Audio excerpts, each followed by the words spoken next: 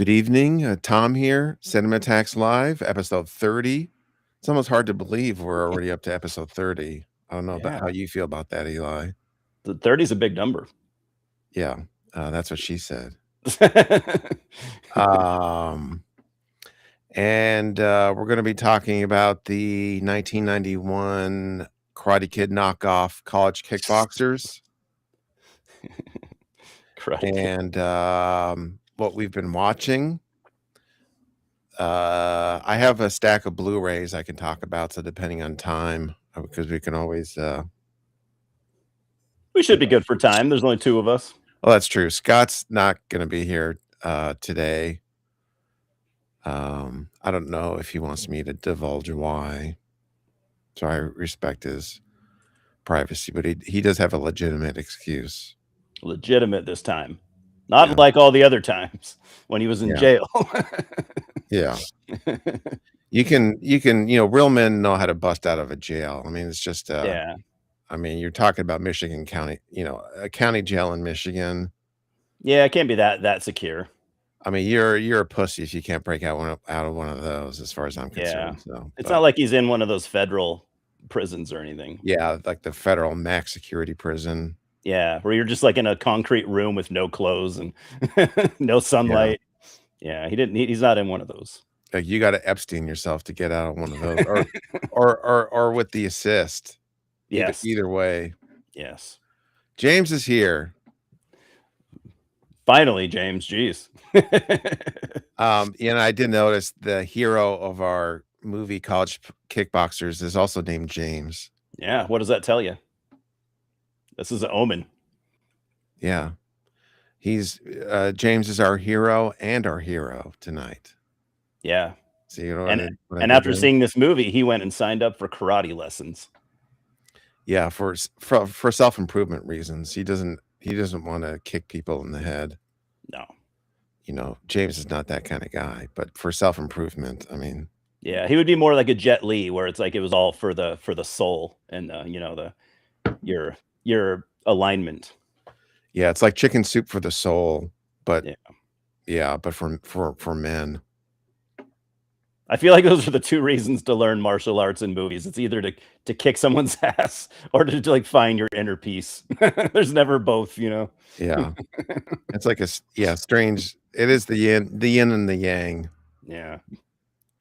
All right. Well, last night I saw Kill Bill: The Whole Bloody Affair. Why I might as well do the we have links, so email, letterbox. I'm way behind on the letterbox. I got to start a letterbox. I've been doing spiels on new movies that I see, but I'm like way behind. I haven't done it for the last like 10 movies. So, but eventually, you don't have to do much. You do a little paragraph, right? Yeah, but because eventually I'll do a top 10 list on Letterboxd, and that's something we can also bring up here on the show. Yeah, I'll do one too.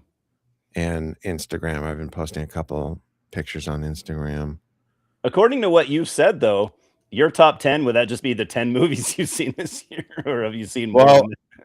Well, hopefully that'll change. I'll see Eddington, and I'll see some of these other things, and maybe you still have a month, almost a month. Yeah. I'll have a sick top 10. So what have we been watching? Kill Bill: The Whole Bloody Affair. Yeah. I saw it because it was playing relatively near me in 70 millimeter. Okay. Yeah, look forward to it, James. Yeah. Curious to see what that would be. Is it where he got in a fight with a bunch of dudes and kicked all their asses? Sorry. So 70 millimeter, you saw it? That's awesome.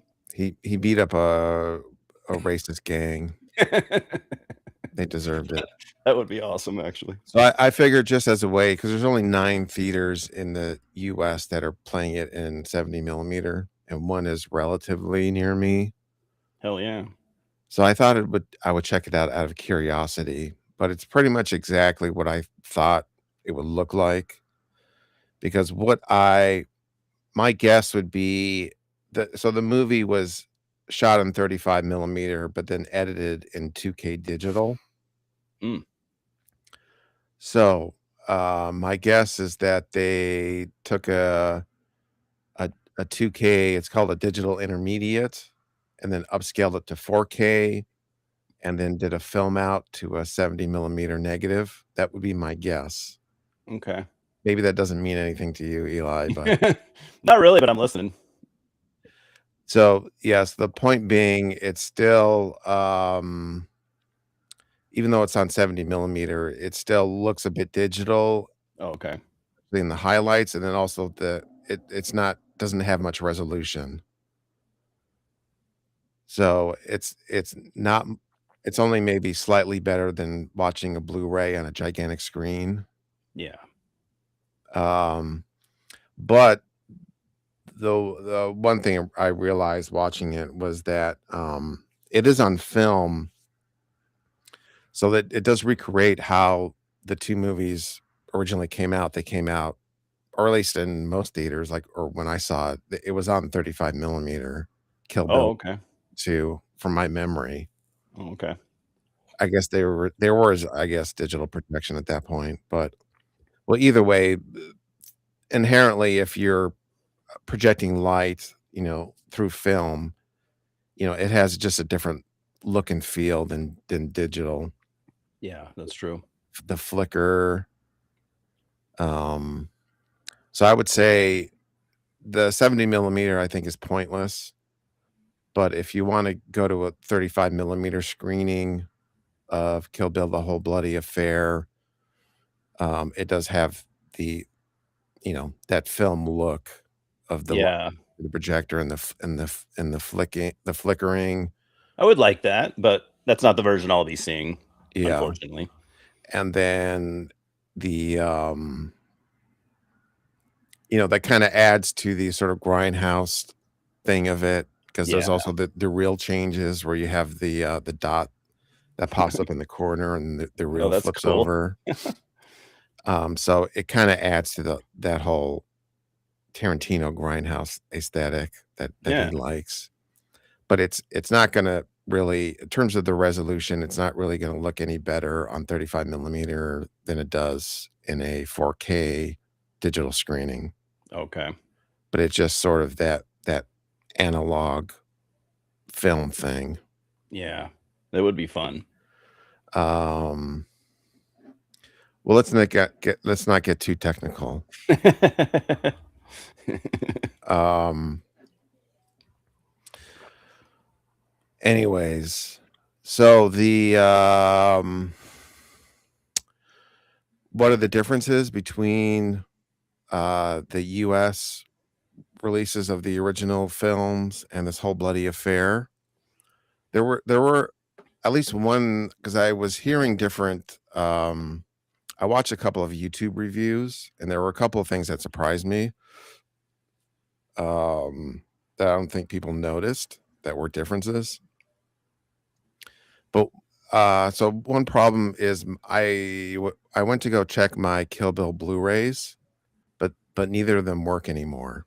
Whoa. Wow. Really? I gotta check mine. Yeah. So I do have a question for everyone, because there's one I'm not really sure of. Yeah, it's called a cigarette burn. Is that little circle? Yeah. Okay, so I got in right as the movie was starting. So supposedly, there was a title card. Originally, when it came out, there was a title card with the Klingon quote, and then I've heard Oh, that I forgot they about the Klingon quote. yeah, I've heard that it's a tribute to Kinji Fukasaku instead, Okay. which is what they did in Japan when they released it in Oh. Japan. Oh.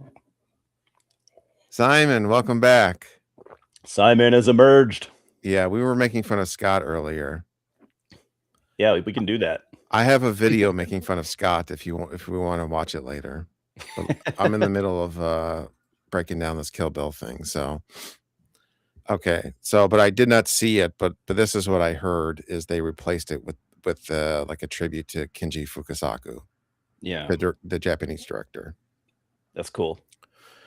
Um, sort of the biggest addition is they did a new animated scene in the Oren Ishii origin story Yeah, that is supposedly 7.5 minutes. that's what I read. So it's basically like the guy that killed her parents. She goes and hunts the guy down in an elevator, and I won't spoil what happens.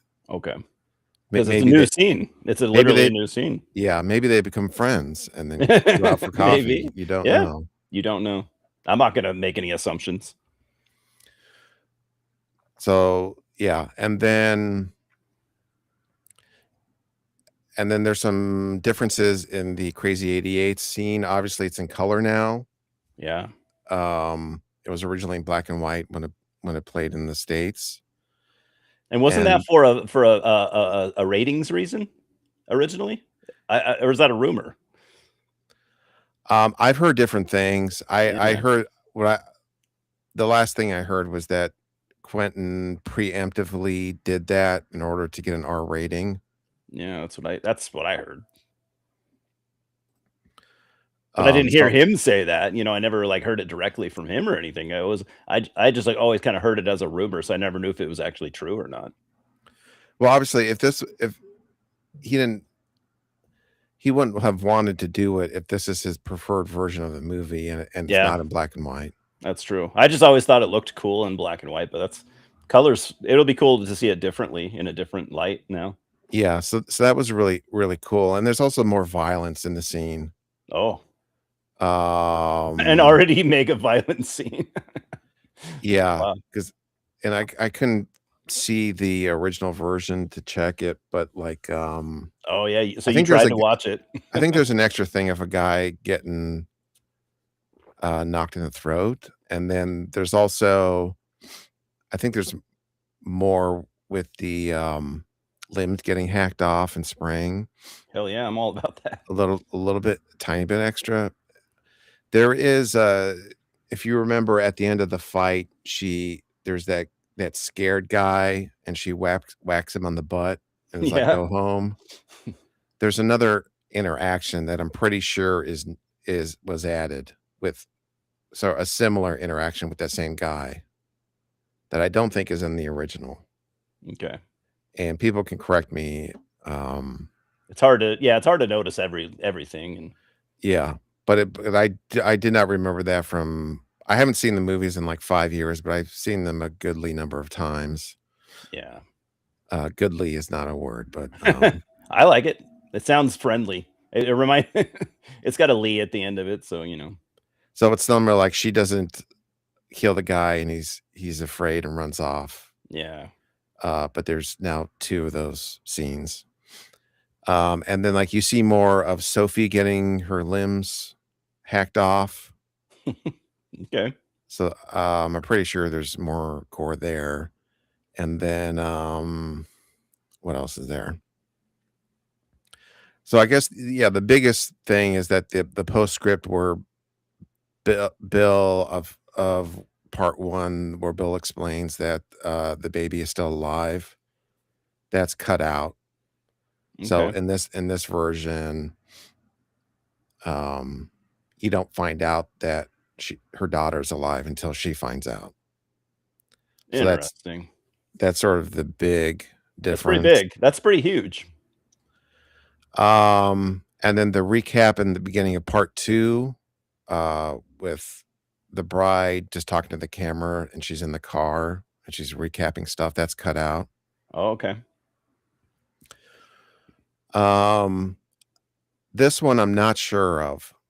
And but the Pei Mei training sequence, I swear there's like a couple added lines of dialogue from the original version, but I couldn't remember what they were.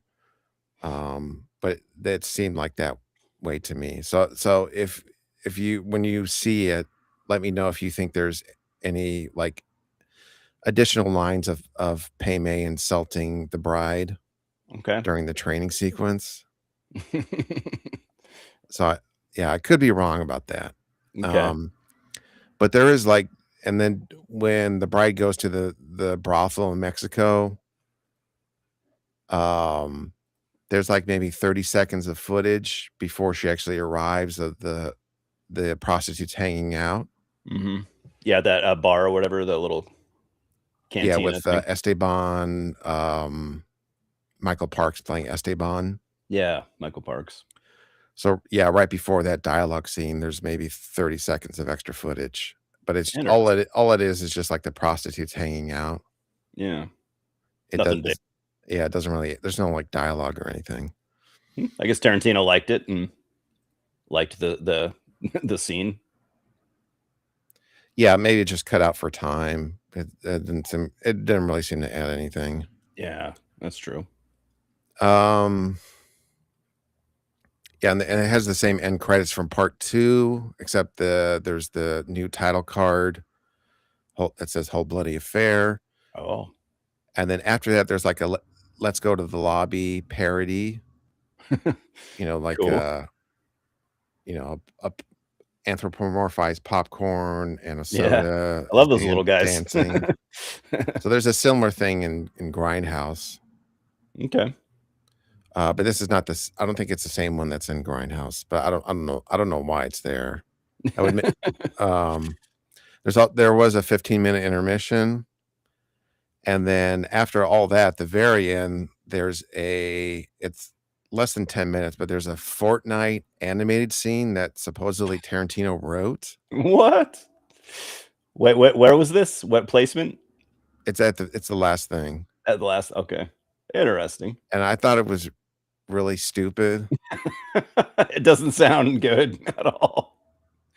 It seemed like it was written by AI, but it's like in the Fortnite universe, it's Go-Go's sister tracks down the bride in LA and tries to kill her.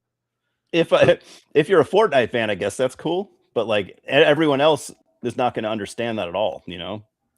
Yeah, it just seemed to me Which I don't play Fortnite, so yeah, I don't care about that. I'm an elderly man. It didn't really make any sense. Like there's a I wonder banana. if he was paid to do it or something. Like, hey, can you do a Fortnite thing for us? I don't know. Yeah, I think maybe it's a tie in to get people in the theater, I guess. Yeah. But I thought it was really bad and random and stupid. I'm assuming that was not Quentin Tarantino's idea. Obviously, he like agreed to do it, but there's no way that was like, his idea. I heard that somebody came to him and he's like, "Well, I have this scene. You can just have it and do whatever you want with it." That makes sense. Yeah. Okay.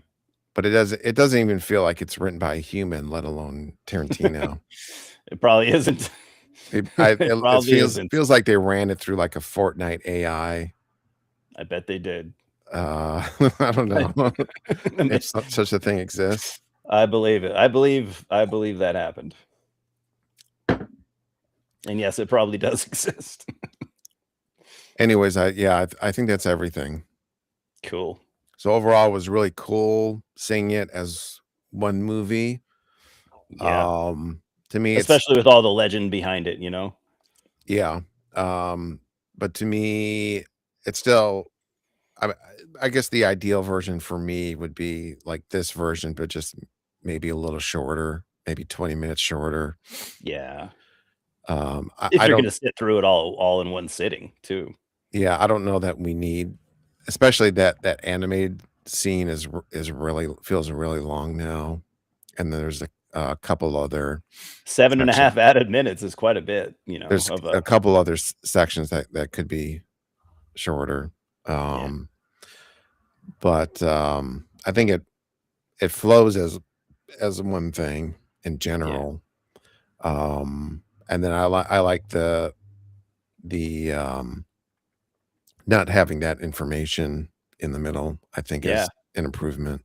Yeah, because this is Tarantino's preferred version, right? This is the way he likes it to be. Yeah. Yeah. So apparently there's the experience of that, which is also cool. Even if you're not blown away by it, it's still a fun like novelty experience. Yeah. And I didn't see it in the theater originally, so yeah, I saw them twice in the theater each originally. Yeah, for some reason I remember them coming out. I was weird with the Kill Bill stuff. Like came out and everyone was talking about it, and I was like, oh man, that looks pretty cool. Didn't see it in the theater. I watched it like as they came out, and then I just left them alone for like the longest time. I only really like reacquainted myself with Kill Bill like I think last year or maybe even earlier this year, and I just was so blown away. Like it was almost like I watched it for the first time, really, because I just didn't give it the proper time. So I think they're my favorite Tarantino movies, both Kill Bill movies Okay. at this point, which is hard to say because I do like some others, but I would. There's probably at least four. There's probably four I would rank above. Like what, Inglorious, Reservoir Dogs, Jackie Brown, Pulp Fiction. yeah, those are so good. And I really Um, liked Once Upon a Time in Hollywood too. I wouldn't put that above, but I really liked it. yeah, and then the question is like, would I put Django below Kill Bill? Probably. So it might be my number 5. Yeah, If you just Django's count, really cool too. or Kill Bill might be my number 5. Yeah. And for me, it Um, might be a more of a recency bias too, because like I got so into it so later on. So who knows? okay. Um, yeah, because I saw Pulp Fiction in the theater, and even then, like I don't think I had seen Reservoir Dogs yet, but like my sister had Reservoir Dogs in VHS and was a fan of it, so I That's remember cool. hearing about it. Yeah. But I think I saw it right after I saw Pulp Fiction in the theater, so I was like a big fan. So you come Like, from like a big movie family, it sounds like, or kind of, at least. yeah, not my dad was more into science fiction. Oh, yeah. Typical Um, dad. Typical dad. yeah, but then everyone else was to a degree, film buff kind of. Sounds like it. I can't believe your Blu-ray stopped working though. That's kind of crazy. I had heard Blu-ray was supposed to be like the format with like the longest lasting, the longest like lifespan. That's what I've heard. But 4K hasn't been out that long. But I've read that Blu-ray is supposed to last longer than like 4K pressings. Well, maybe it's just has something to do with my player, so I'm going to test it. And True, true. I have another player hooked up to my computer, so I'm going to test it. I'm not saying it's impossible. Who knows? It's very likely. Yeah, I'm assuming you didn't see any like weird disc rot on it or whatever that shit. No, Yeah, no, I don't know if Blu-rays rot. Yeah, I guess. I mean, I've seen everything rots eventually, but a couple rot. have you? I haven't had it happen to me personally. I've only had a very small number of standard DVDs stop working so far. I've had pretty good luck, I guess. Yeah, this is most commonly with DVD-Rs is where I would see that. I have a True. big chunk of those that Mhm. rotted away. Yeah, and CDRs. Yeah. You know.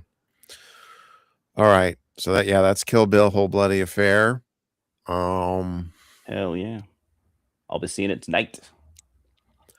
is there anything you wanted to talk about that you watched? Yeah, I think the only thing I've watched this week is as far as new stuff. I watched Sisu 2, which was awesome. Okay. Yeah, I know you said you hadn't seen either of them, so I think Yeah. you'd really I think you would like these. So Both. what's the general thing of it? It's like a World War II guy and his dog or something? Pretty much, yeah. So the first one, it's pretty cool. The first one, like you get this guy who it's World War II, and it's like the tail end of World War II. So the Nazis are losing. They're basically scrambling around trying to like, because this is what happened, like what do we do? Most of us are probably going to face war crimes. So they're scrambling around, like pillaging, trying to steal gold from people and shit. And they stumble upon this guy. He just looks like a peasant, and he's got something, some saddlebags full of gold on his horse. So they stop him. They're like, yeah, we're gonna fuck this guy up and steal his gold, and he just ends up like annihilating all of them with like a knife. And so they find out that like the higher ups find out that like he is a former Finnish commando, and he has this legend behind him that he's unkillable. And so it's kind of It's kind of Tarantino-ish. There's definitely a Tarantino influence. It's also kind of like what's the word I'm looking for? Yeah, I can't find the word, but yeah, it's very over the top action. It's very much in the vein of John Wick, but I kind of like it better. Are you a fan at all of the John Wick films, or? I've just seen the first one. I do I do like the fight scenes. Yeah, I think I that think they're fun. yeah, I think the general plot is kind of stupid. Yeah, it's not that great. Um, This kind of plays like that, where it's like it's not super plot driven. It's mostly for the action, but he does have like a and he also never talks. He's completely silent. He can talk, but he doesn't. He says like one line at the end of the movie, and in this second movie, he doesn't talk at all. So the second one, it's pretty cool because it's like the second one is more of the same, but it's different. It's World War II is over, and now for history buffs in Finland, after World War II happened, and I might miss some pieces on this, but basically Russia or the Soviet Union was allowed to like redraw their maps. So they basically took part of Finland. So this guy's trying to get home to his his home in Finland, and he now has to have a run in with the Red Army this time, the Soviets, instead of the Nazis. okay. And they brought in some cool American actors. The first one, I believe it was all German and Finnish actors. I don't think there were any Americans, but this time around, you got Richard Brake and Stephen Lang as villains, which Okay. those guys are great villains. So I'm happy to see them show up in anything. And yeah, it's just over the top, violent, gory action. That's exactly who you call if you need two villains. Yeah, I know the two sketchiest dudes in Hollywood, bro. But no, I mean Yeah. not in their personal lives. But Yeah, yeah. they play Yeah. sketchy very well. Yeah, I love those guys. So yeah, you got them as and they even like Stephen Lang is like, I love that. This is a great throwback to like old 70s action where like he's this like bearded, he's got a 2 foot long beard in his hair, and he's rotting away in some prison, and they come and like, if you kill this man, we'll let you free. And he's like, okay. Yeah, there's a movie I wanted to briefly talk about that has some similarities to what you just described. A Dirty Dozen knockoff. Oh, Dirty Dozen. Yeah. Um, let me run to the restroom. Yeah, go for it. Simon is a fan of Sisu. Simon. I just remember seeing the trailer, so I didn't know anything else about it. So Yeah. thank you Yeah. for No, I think they're filling up me your in. alley. Yeah. Okay. Yeah. Both of them. Let me run to the restroom. I'll talk to Simon and James. I'll keep them busy so they don't run away. Yeah, Simon, I would say, so if you've seen Sisu, no, Simon, if you haven't seen Sisu, yeah, I would say this is like it's like John Wick, but more violent. Honestly, I think these are cool. Like, I like John Wick, and Keanu Reeves is cool. I think Sisu movies are better. Like, I guess they're more bloody. I don't know, maybe a little bit more over the top too. It's like very like 80s action, which John Wick kind of is too. I think Sisu is more 80s action. It's like more like driving like there's a scene where he like drives a tank, like a military tank, over a ramp just to get over like a country borderline or something, to get from Russia into Finland or something. Like there's some pretty wild stuff that obviously would never happen. So it's very it's like 80s action mixed with John Wick. I think that's how I think that's what I would say. Oh, Simon, so you did see you did see the first one. Okay.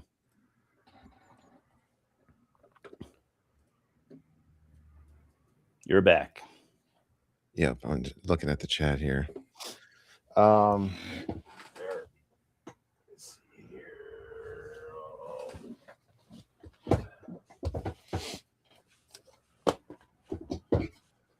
So one thing I will say about John Wick is that like it has been like an influential movie series. Like I don't know if you've noticed, there's becoming like franchises or movies that are like modeled after that. That model where it's like kind of like a unsuspecting looking hero that has all these crazy skills, and super fast paced, violent fight scenes and stuff. But it seems like it was a thing like with Born Identity. That's good. It's interesting you point that out, because I was thinking about that myself the other night. Like, I think what came before John Wick was Born Identity. Well, isn't the Bob Odenkirk Nobody movies, isn't that seems like a John Wick kind of knockoff? Yeah, it is. And those are cool movies too, the first one especially. Yeah. So like and Sisu falls in that too, but it's more of a 1940s maybe exploitation kind of 80s action. It's fun. They're very fun movies. Okay, cool. So, well, since sort of on this the topic, the one Blu-ray I got, and I had never seen this movie, was Eastern Condors, the Sammo Hung Dirty Dozen meets Hong Kong action movie epic. Cool. No, I don't know, epic is the right word, but from 1987. And this I've seen it around. I've never seen it though. Part of the Criterion sale. Yeah. Yeah, it's basically a Hong Kong action movie version of the Dirty Dozen. I'd be okay with that. And then you know what the Dirty Dozen, the general plot is, because it's been reused a bunch of times. Yeah. So you mean the original story? You kind of alluded to it, but it's basically in this movie there's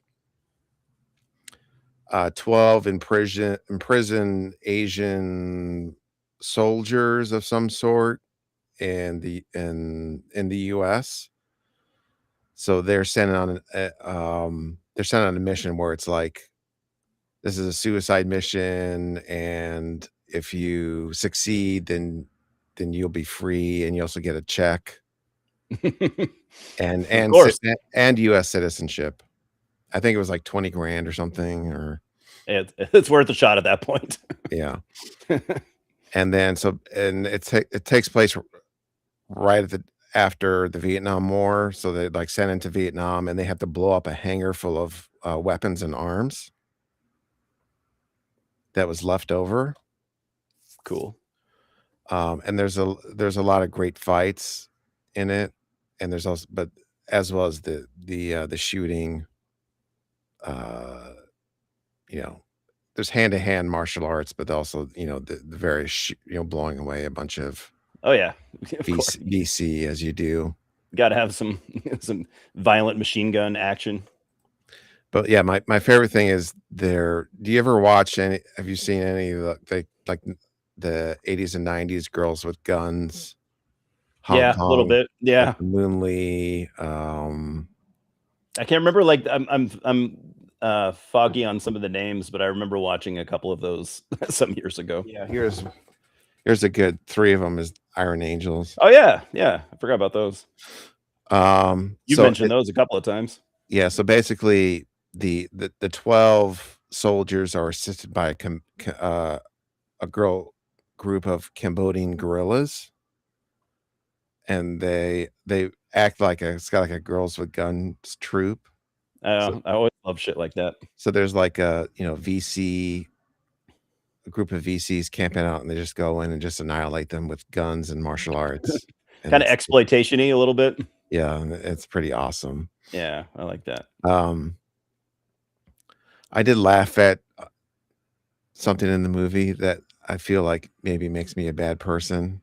But one of the 12 but you're willing to admit it, so yeah, one of the 12 soldiers is like a special needs stuttering guy. Oh, of course. And so they parachute in, and he dies parachuting in. Like, no. They don't even give him a chance. He just gets annihilated. The mission starts and he dies. He's the first to go. Yeah. He doesn't even die in combat. He just dies in. Yeah. That would be me on one of those things. Like, oh shit. He didn't even make it to the ground. He died in the air somehow. Yeah. I'm not really sure. Yeah, there's a scene in the first Sisu movie where that kind of reminds me of that too, where like he rescues like a group of, I think they were, if I remember correctly, they might have been pilots. They might have been like Finnish pilots, but they're all women. and he ends up rescuing them, and they end up like fucking up some of the Nazis. It was pretty fun scene. Gotta love those old. Scott has a personal thing he has to attend. I don't know if he wants it public. So he was going to be here, but then something came up.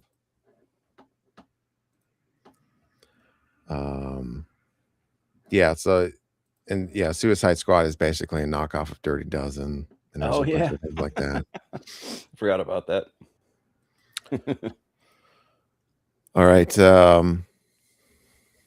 Is there anything else that you've seen that you wanted to talk about? Let's see. I think that's pretty much it of anything I've seen that was cool.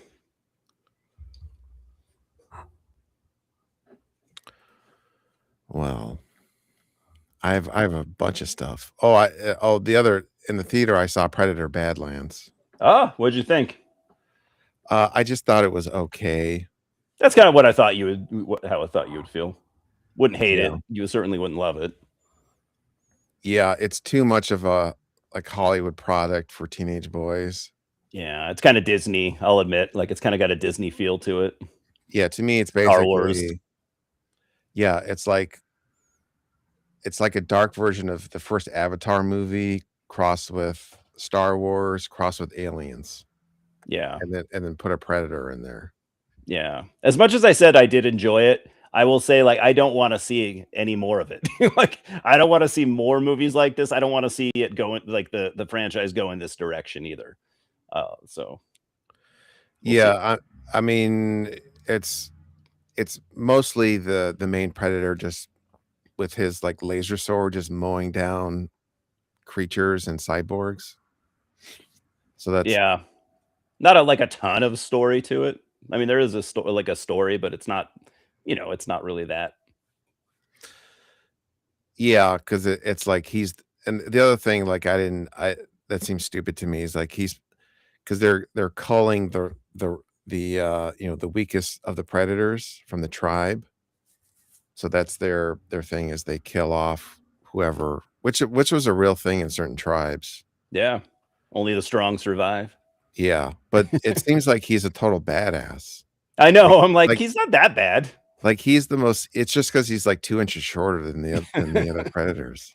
Yeah, but he's like even like when he's fighting his brother, he's like holding his own, and his brother's probably like one of the tougher warriors or whatever, and he's like holding his own against him. I'm like, okay, wouldn't he be better off helping you guys doing something than like let's just murder him? Like he's got to be good for something. He can wash dishes, or I don't know. He can mow the lawn. Yeah, I mean, I think he needed to do like he starts off shitty, but then he improves himself, and then maybe the Elle Fanning character can help him with because she has information about all the creatures. Yeah. But he just seems like a badass, so that didn't make sense. Yeah. I would say the two things that work best are just some of the world building, like like those slugs that blow up. Yeah. And then the grass, like fun, Yeah, the grass that's sharp. Yeah, that looked freaky. The knife, the blade grass or whatever, razor grass, whatever they called it.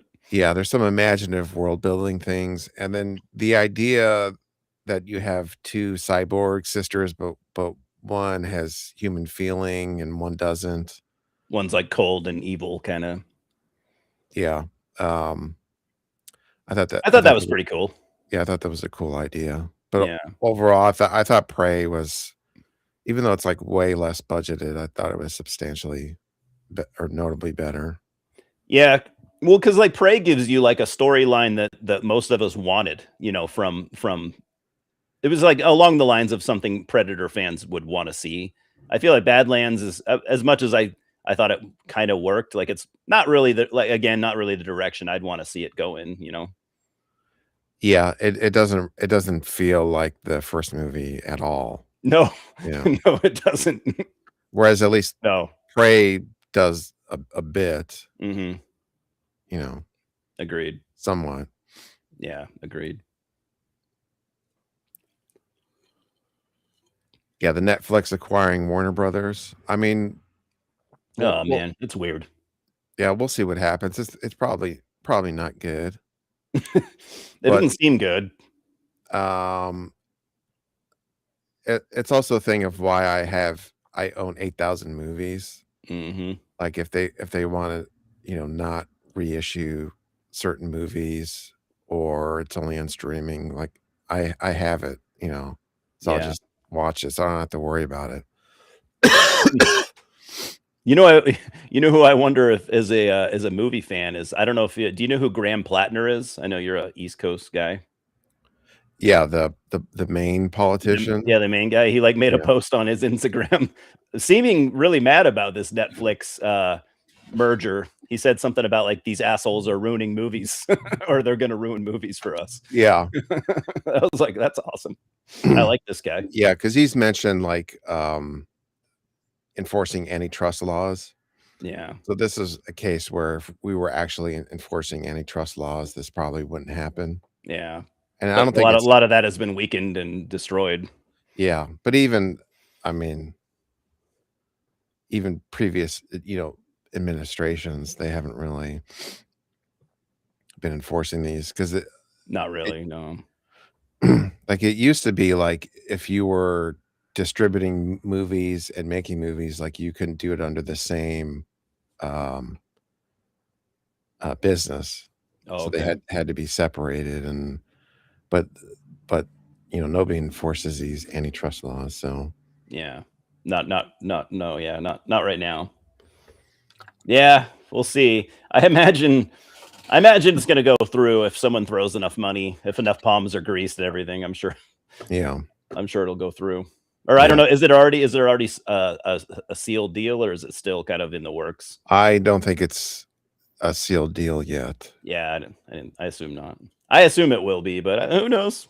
I don't know anything about this kind of shit. Yeah. So yeah, in general, it's probably not going to be good, whatever the end results are. But It'll be good for Disney and Netflix. Their yeah, pocketbooks. They'll make a yeah. shitload of money. Or not Yeah. not Disney, but yeah. Yeah. All right. So I have some Blu-rays we can. Simon. Yeah. See, we needed a British person to come in here and speak some reason to us. Truest thing I've ever seen. So yeah, you got some criterions. Is that what you're going to You show? can't buy off King Cheeto. He has no price. You can try, but You can't buy off people with ethics. That's $1 Million Man Ted DiBiase. He said everybody has a price for the $1 Million Man. Not we need him.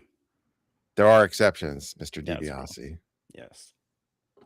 You are wise, but there are people that are wiser than even you.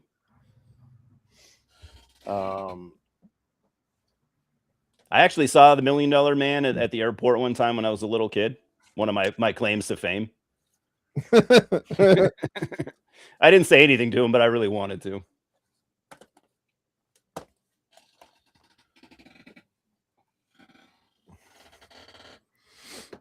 I had heard.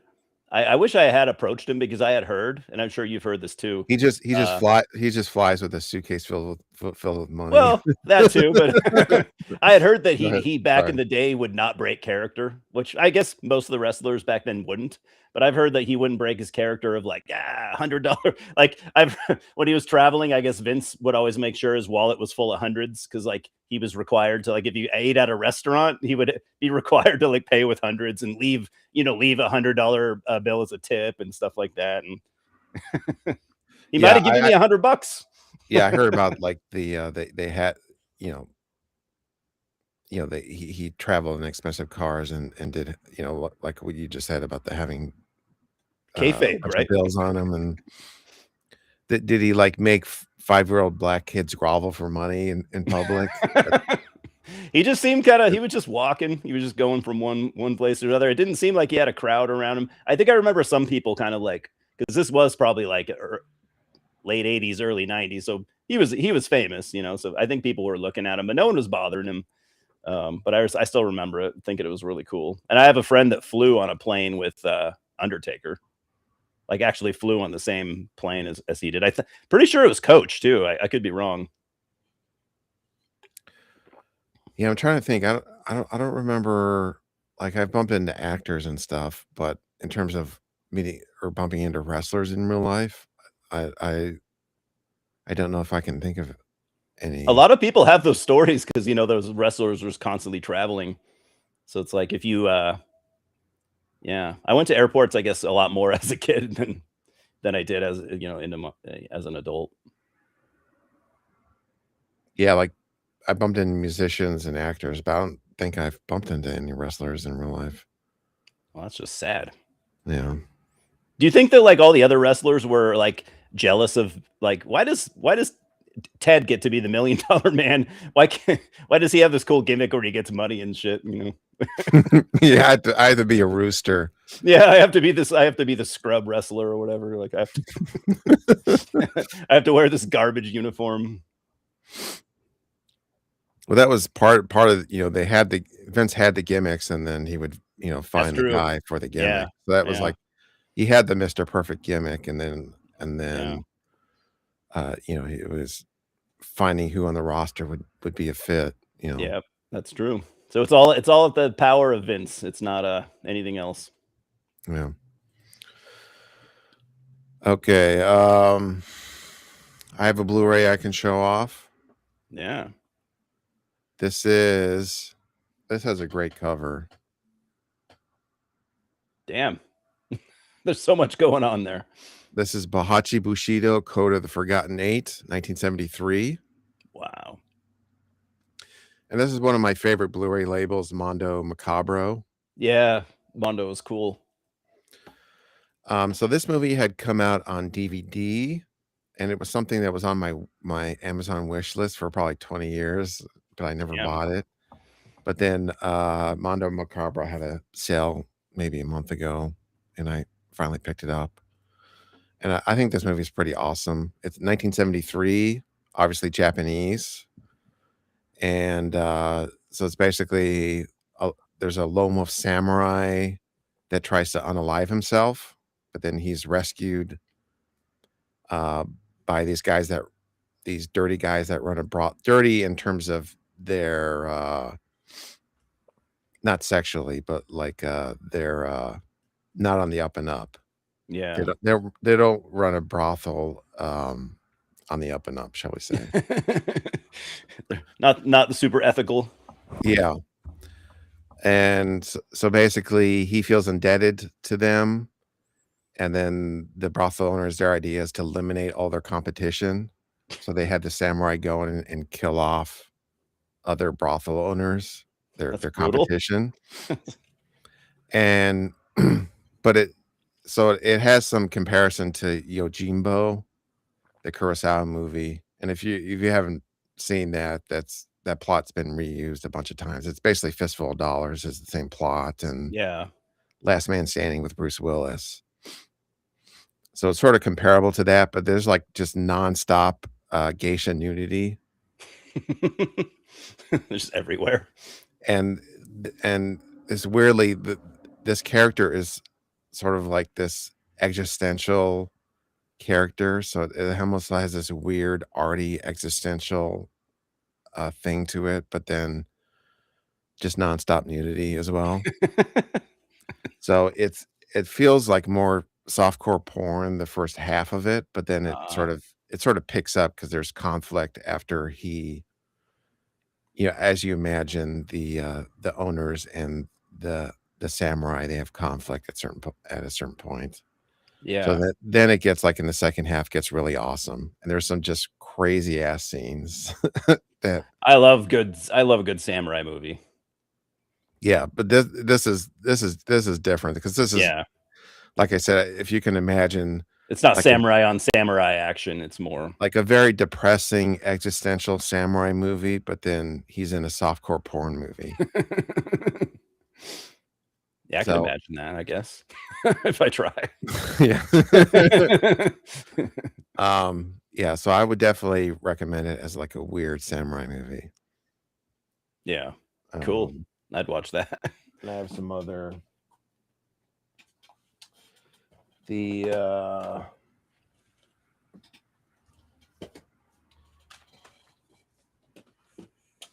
yeah, I've got a couple things too. Oh my god. Oh. Sorry. So this is another one that's it's not that good, but I'm a fan of the star. Hold on. Sandra Julian. This is Ravishing Dani. This is like a French softcore movie from 1972. Yeah, interesting. But all this is she's a model who's hitchhiking to various gigs. And then each scenario is like a man picks her up and tries to sexually assault her. God. But it's all these like weird ass scenarios. So like one of them, and it's a very inappropriate, as you might imagine. So there's one where there's a guy driving a hearse and he picks her up and then he's like, hey, do you want to have sex next to the dead body in the back? What? And then so she's obviously not in tune with that sort of thing. So she escapes and then he chases after her, but then she successfully escapes. He's too slow. And then so he's like, damn it, I have to sexually assault somebody. and then he sees a 14-year-old farm girl carrying water. And then he goes to sexually assault her. But her First dad, person I see. yeah, the first person I see, and her dad comes to rescue her, and then it cuts away to the next adventure.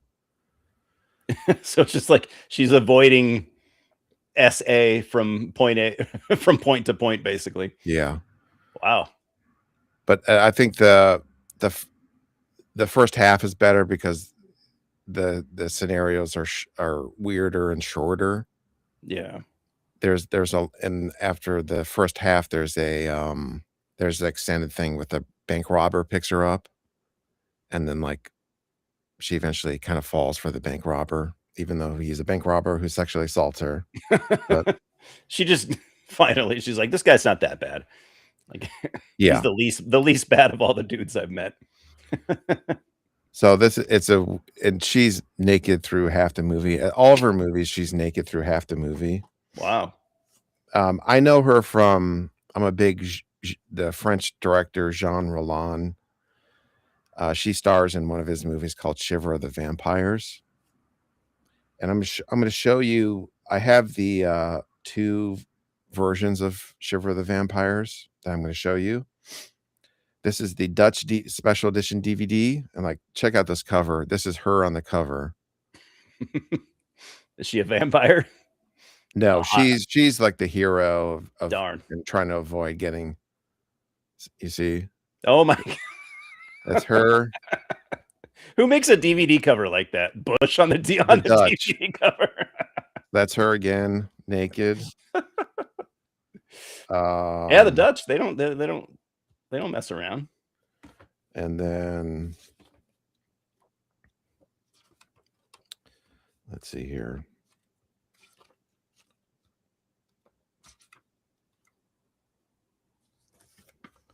And it comes with a book. That's her again. I haven't seen her with clothes on yet, I don't think. No. Yeah, it's a rare occurrence. I don't even know what kind of clothes she wears. And then I have the indicator 4K of this movie. Ooh, wow. Look at that. That's awesome. And this also has a booklet. Damn.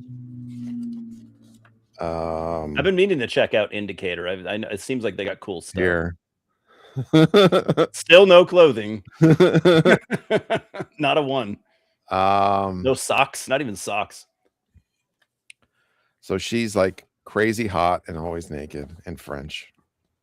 I see that.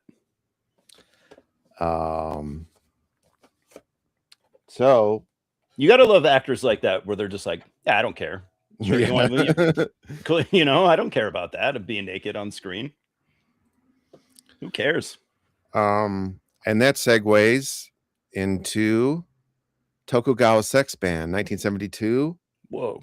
She's also in this, and check out this cover. So she was in French movies and Japanese?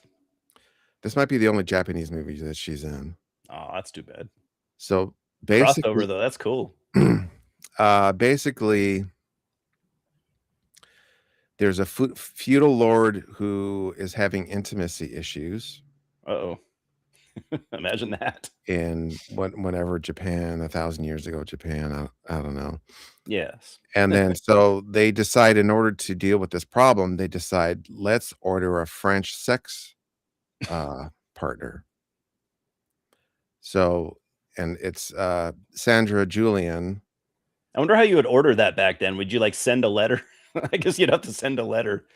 I don't know. I would assume the dark web. Yeah, the Yeah. the pre-dark web. Yeah.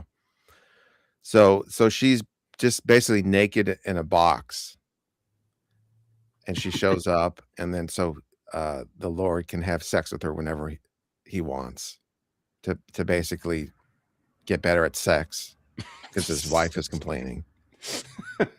So she's naked 100% of the time. He needs a hood rat. Yeah, she's naked 100% of the time in this movie, pretty much.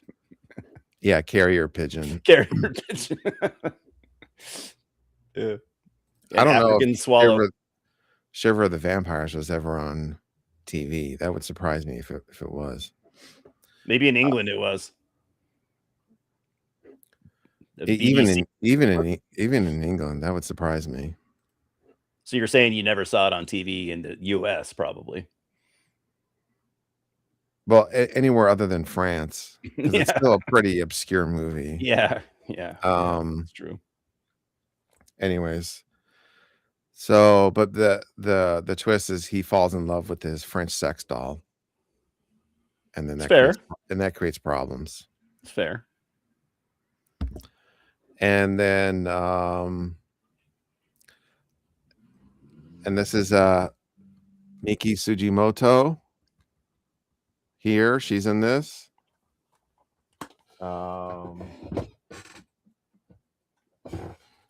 And then Miki is also in Terrifying Girls High School Women's Violent Classroom. This is the Japanese schoolgirl movies are always fun. I've never seen a bad one, I don't think. 1972. So there's a series of 4 Terrifying Girls High School movies. That'd be a lot of fun. Damn. Miki Sugimoto is the lead bad girl in the first 2. And they're all 4 are finally on Blu-ray. The first one recently came out. It had never been available before in the US. Oh wow. And they don't really Reiko Aiki is like the hero in all 4, I think. Yeah. But she plays a different character, I think. Oh. That's confusing, right? On the continuity. Then, yeah. So they're similar, but they don't have the same characters. Yeah. And it's pretty much just shenanigans, as you might imagine. It's like night fights and sexual assault and showering. And like when the bad girls in showering beat up this a group of girls for just looking at them. They steal their panties. Oh my god. And so yeah, very, very sleazy. All these movies were written by men, there's no questioning that. I'm going to try to play. I have a GIF I'm going to try to play from this movie. Let's see if this works. Where is it? Okay. Okay.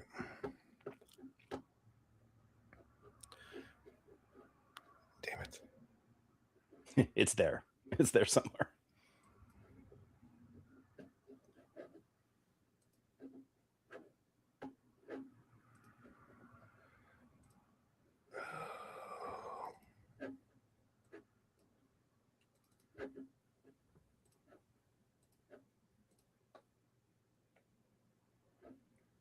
Why isn't it work? Okay. Whoa. Come on. Look at all those screens. Fucking. It's not working. I was trying to. Damn it. God damn it. I was trying to get around the copyright thing by playing a GIF of something. Yeah. And I tested it and it worked, but now it's not. I believe that.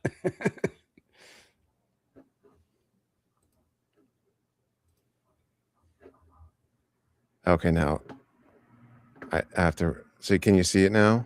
Yes. Okay. Yeah. So this introduces like the bad girls in the class. So one is huffing glue. Yeah, I'm like, what is And this just is how out they the open? and then one's blowing up a condom. Why? Is there glue in there? There might be glue in the condom. Yeah, I was like, is that a glue condom? Like she's getting high. And this is how Miki is introduced. Upskirt action.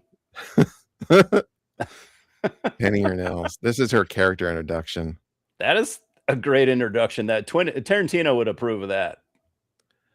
And this other girl has this vibrator device. What the fuck? What's going on?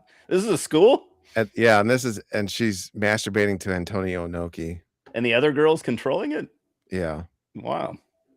So yeah, okay. I'd watch that. So there you go. And it just gets sleazier from there over the 4 movies. More sleazy than that? Wow. Yeah. That's hard to believe. You know Tarantino's got those on his shelf. Yeah, he better.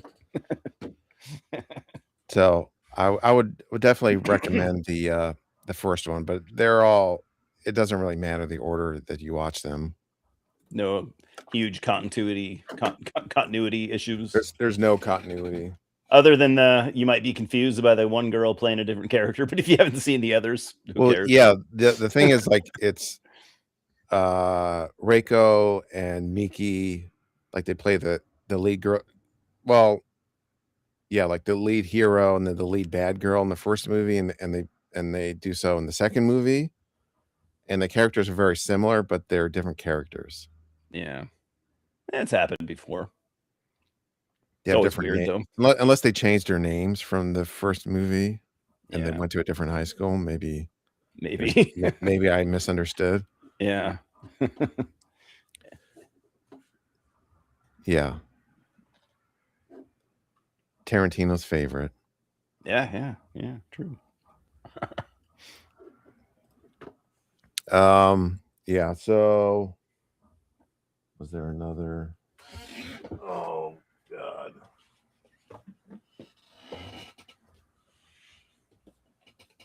Oh, and the company that put these out is Discotheque. Okay. Cool. All right.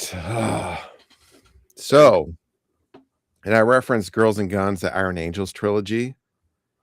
This actually ties into our feature film, College Kickboxers. Does it really? Or maybe you said that before. I can't remember. No. Did I? Maybe I did. I don't think so. Maybe not. Because if you watch some of the extras on this set, this is like a Girls with Guns version of Charlie's Angels, I guess. And so the writer, co-producer, co-director of these is named Teresa Wu. And people keep saying on the extras that after she did these, she disappeared from the movie business. But not true, because she worked on College Kickboxers. Wow. So she did these, and these were successful. Did she write College Kickboxers? She co-wrote College Kickboxers and co-produced College Kickboxers. Oh, wow. That's pretty cool.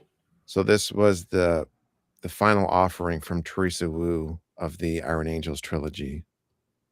So it seemed like she was trying to break into the American market, and it didn't really work out for her. So she's like, fuck it. Yeah. That would be my guess, or maybe something Yeah. else happened. I don't know. Yeah.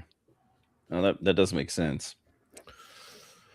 So what did you so College Kickboxers 1991. I have clips of the lead villain I wanted to play. The lead villain. He's a fun guy. He's Yeah. So yeah, College Kickboxers is just it's Karate Kid, but cheap, and the instead of Cobra Kai, they're the White Tigers. And the leader of the White Tigers is extremely racist. to say the least, yeah. I think the first line, like his first line that he says in the movie is like a slur. It's like, It is. He says the N-word is like his first line. yeah, his introduction. Oh, There's wow. no questioning. There's no questioning this guy. Yeah, they should have called the gang Cobra Kai. Seriously, they should have. That was my big one-liner. I mean, we can call them that. Yeah. We can refer to them as such. So what did you think of the acting performance of Tanner or what's that? Or let me see, I have his name here. Was that his name, Tanner, the white guy? That's the character's name. Matthew Ray Cohn. What did you think of this character? He's okay, like not a great actor, but you could tell at least that like I assume, I didn't research this, but I assume like most of these people had like martial arts training, because you can tell when people have something and when they don't, and he's doing like some pretty cool kicks and stuff. So I feel like that guy probably had some martial arts training. Maybe that's how he got the job, but acting wise, not so good. Yeah, his only other role apparently was he was a background actor in the direct-to-video erotic thriller Body Chemistry. That was his only other role. Poor guy. Ooh. I had forgotten about the White Tigers, Big Trouble in Little China. So that might have been ripped off from Big Trouble in Little China. It might have been, which is kind of cool. Yeah. Do you want to try to play this video of Tanner? Yeah. I bleeped out the worst words. Let's see if this works. If we get kicked off, we'll know why. It's my fault.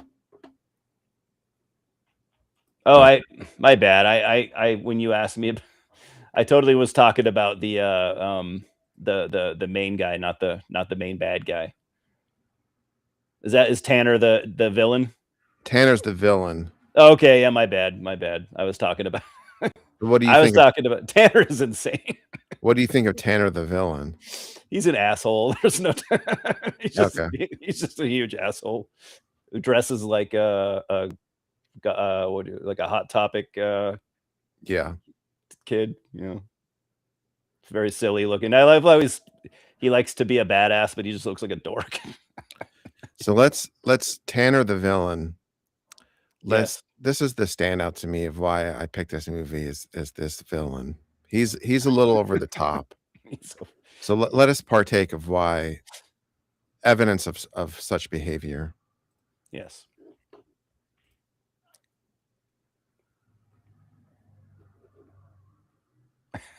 This shirt. Glenn Danzig over here.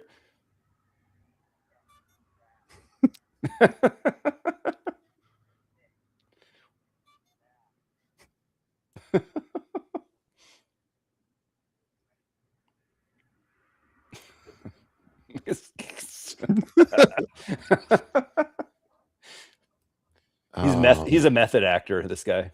I love because our hero just that's his roommate. Like he's just acquaintances with the black guy, and that's why he's getting harassed by the White Tigers. Yeah. I like when he first meets his roommate, though, they like are about to fight each other for no reason. You remember that? Yeah. They're like, what? You want to fight me? Yeah, we'll get into that. I'll play through the whole Tanner stuff, and then we'll get to the movie proper. So right here, it looks like he's like an 80s goth.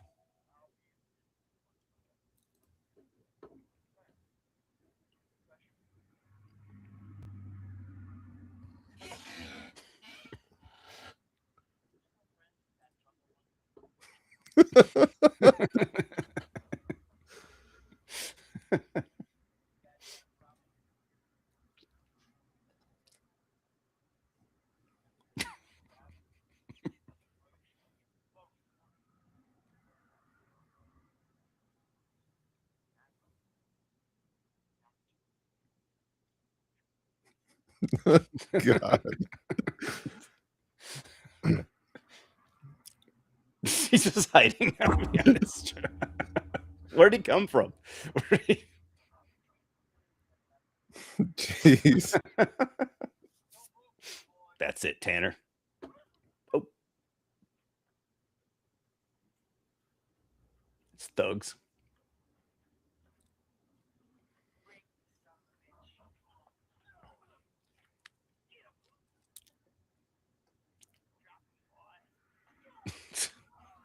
What a badass. Having your buddies beat him down with baseball bats. That's how tough you are.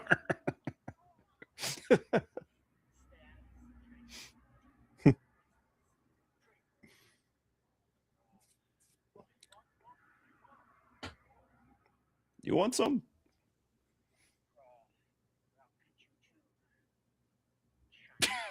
Oh my God.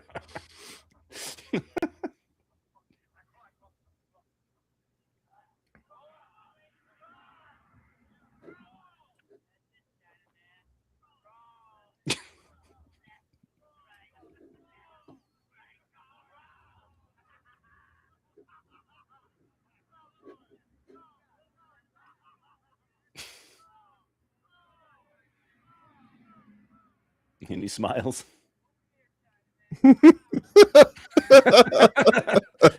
Guy's just sitting over there with a gun for no reason. Yeah, Simon. You're not wrong.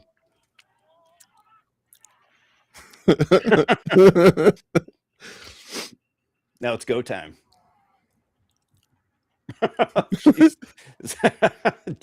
Oh.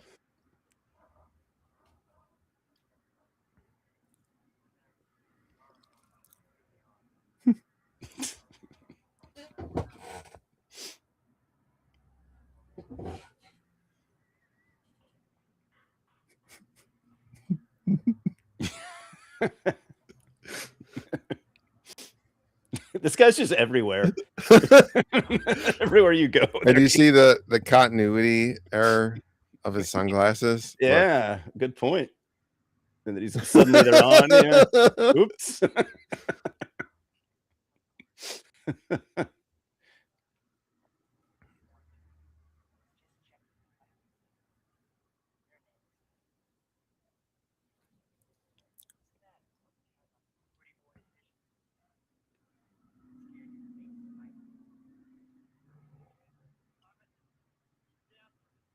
Look at his gi.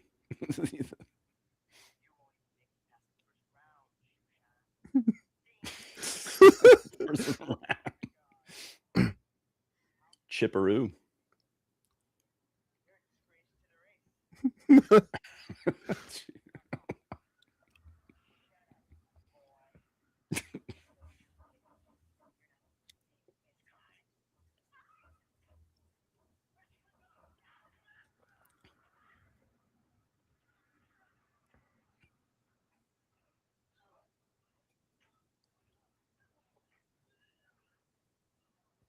Yeah, throw him at the chips.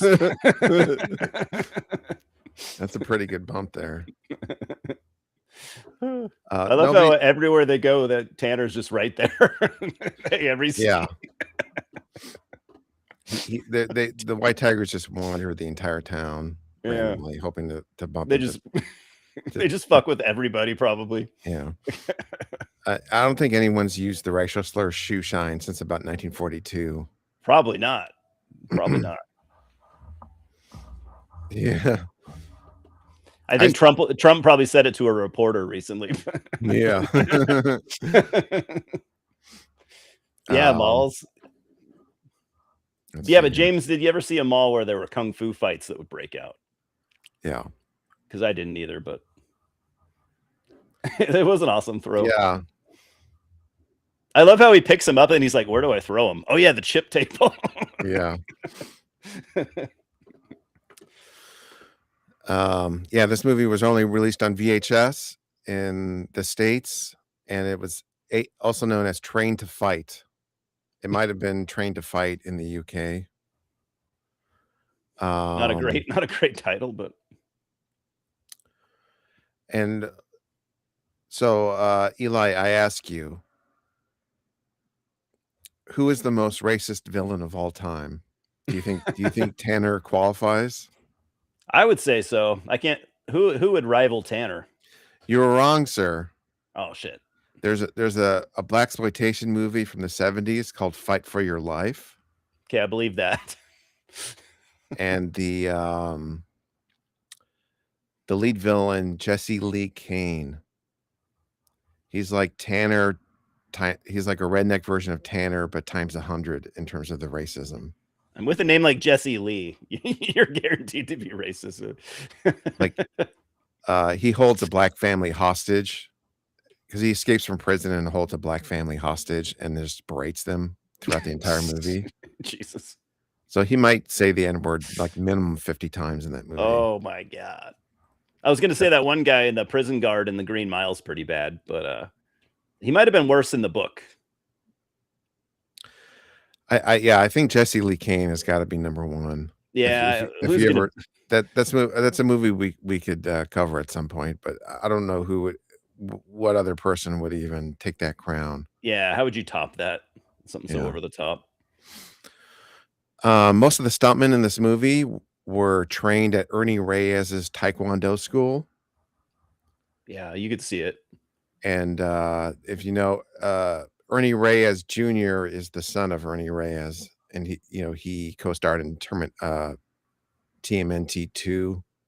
Oh yeah, that's right. And he played he played Donatello in the first one.